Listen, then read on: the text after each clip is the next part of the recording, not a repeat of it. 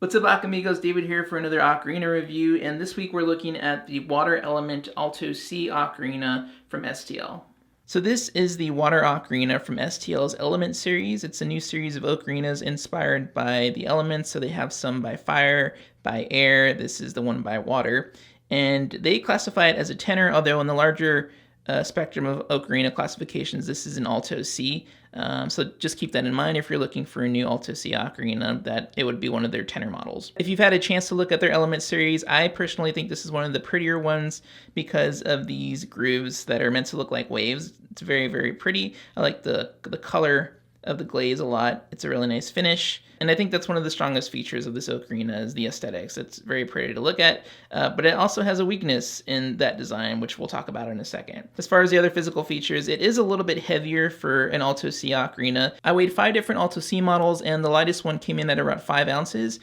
This one comes in at 11 ounces, and just to give you a comparison, their plastic Alto C Zelda Ocarina is 5 ounces, while the Focal Link double Sweet Potato Ocarina comes in at 11 ounces as well, or 10.8 to be more exact. So this is actually heavier than this double ocarina, which is a little bit surprising. And for that reason, I wouldn't usually recommend people to wear the neck strap because it is pretty weighty for that size. As far as playability goes, I did find it pretty comfortable to hold. I love the finger placement. I have larger size hands, so for me, it was really nice to play and to hold. The one thing that I didn't like about the finger placement, which also goes back to the design, is this subhole. So when you're playing the low A or the B flat, typically what you're going to do is you're going to cover this hole like this. And the problem with that, especially for beginners, is that you have to cover both subholes by bending your finger over that curve typically. But look where the subhole is. It's right on this indentation of that water ripple. So I have to really put some pressure to fully make sure that I'm sealing that hole to get the low A.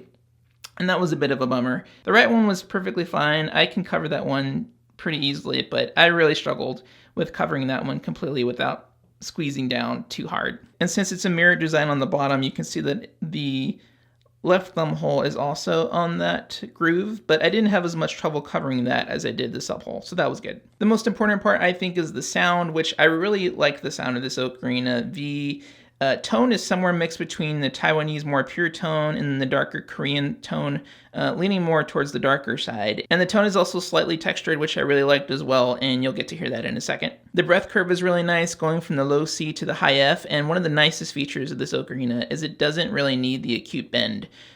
Which is a technique that's pretty typical for Alto C ocarina, so it's to be expected, but it doesn't really need it, although it will help to clear up the tone if you are struggling to get that high F nice and clean. I found it was pretty easy to blow throughout the range, starting from the low C. It's a pretty smooth breath curve all the way up to the high F. However, when you get to the low A, there is a huge drop in breath pressure to play in tune, and I can demonstrate that for you real quick. So what I'm going to do is I'm going to show you guys a tuner, and I'm going to play C, B, and A, and hopefully you'll be able to hear how much breath I'm going to be dropping, as well as the volume for the overall ocarina when I get to the low A.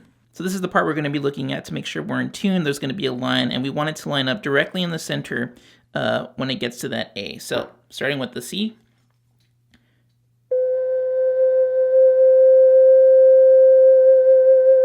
B. A.